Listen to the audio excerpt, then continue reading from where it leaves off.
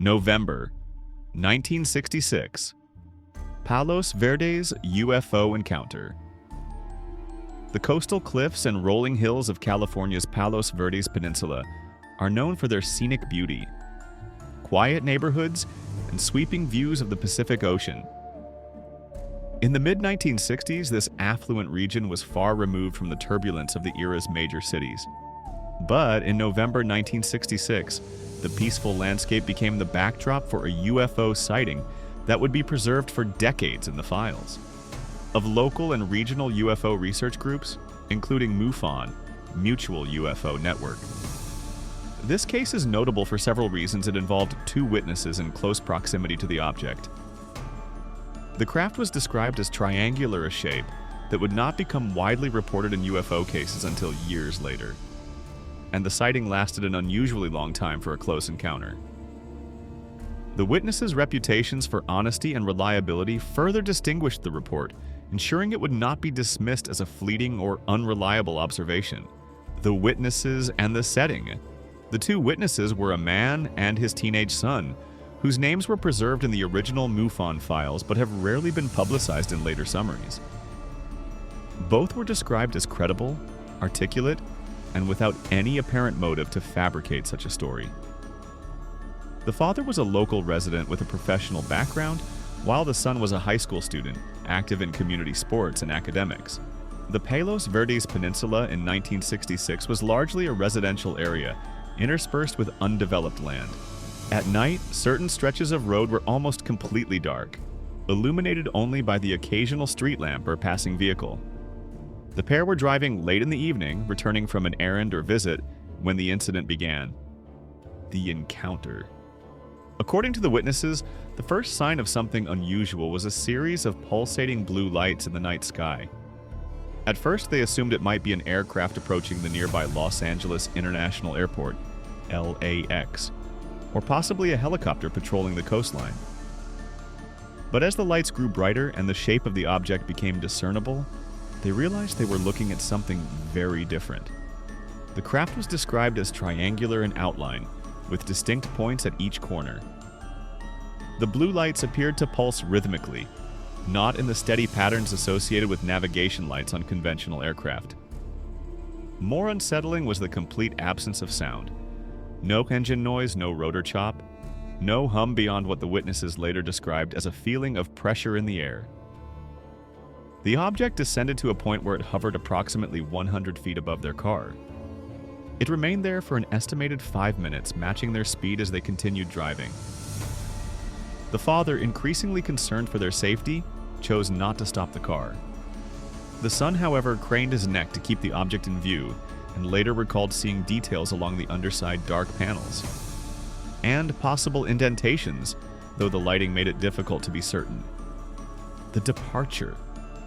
Without warning, the craft ceased pacing the car and rose vertically into the sky at extraordinary speed. The ascent was so rapid that within seconds it had vanished from sight, leaving behind only the normal star field of the night sky. There were no sonic booms, exhaust trails, or other physical traces left behind. The witnesses pulled over shortly afterward to collect themselves and discuss what they had seen. Both agreed on the basic details. Triangular shape, pulsating blue lights, silent hover, close proximity, and the sudden vertical departure.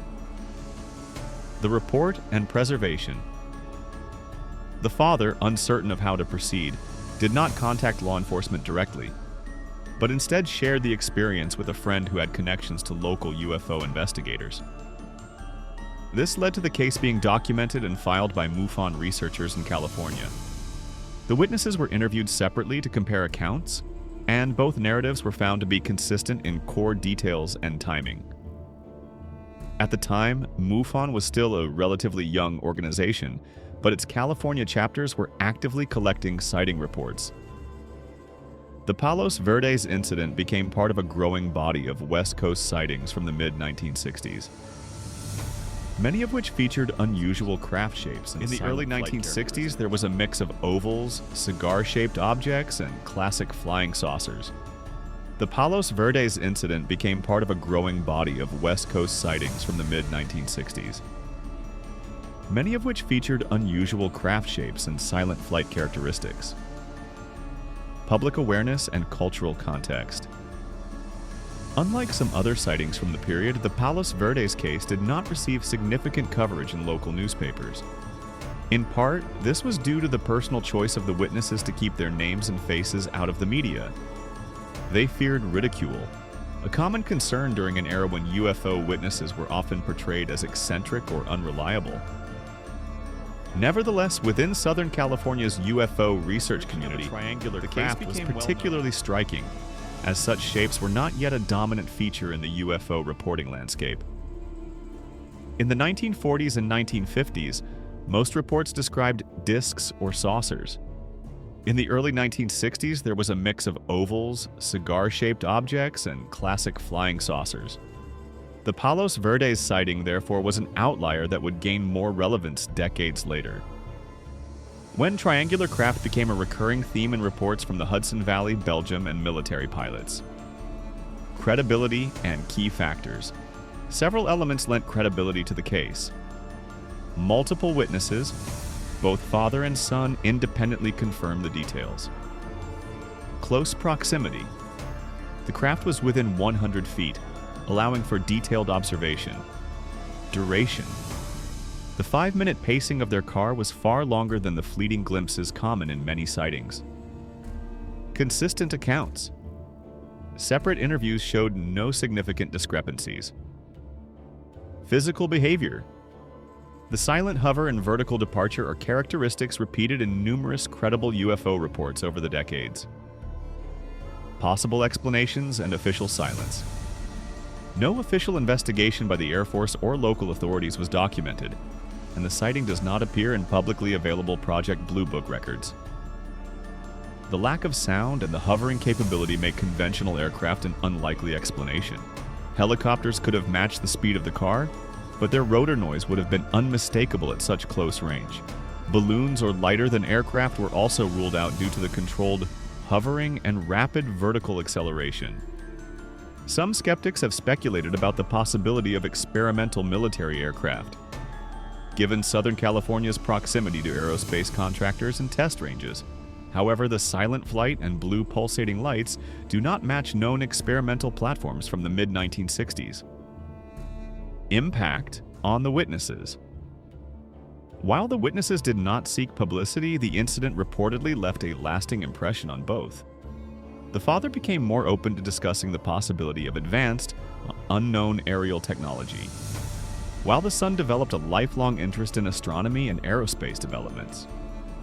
Neither expressed fear so much as a sense of awe and curiosity about what they had encountered. Modern relevance. Today, the Palos Verdes Peninsula sighting is seen as a precursor to the triangular UFO wave that emerged in later decades. In the 1980s and 1990s, numerous reports from around the world described silent, low-flying triangular craft with unusual lighting patterns, sometimes red, sometimes white, sometimes blue. The Palos Verdes case stands out as an early, well-documented example of this type, suggesting that such objects may have been operating, or at least observed, long before they entered mainstream UFO awareness. Conclusion. The November 1966 Palos Verdes Peninsula UFO encounter remains a compelling example of a credible, close-range sighting with lasting research value. While it never reached national headlines, it has endured in UFO archives because of its distinctive details and the reliability of its witnesses. Whether the triangular craft represented advanced human technology or something beyond our current understanding, its behavior that night silent pursuit, hovering precision, and impossible vertical departure still challenges conventional explanations. This case is a reminder that some of the most important UFO sightings are those that never make the front page, yet remain preserved in careful documentation for future generations to study.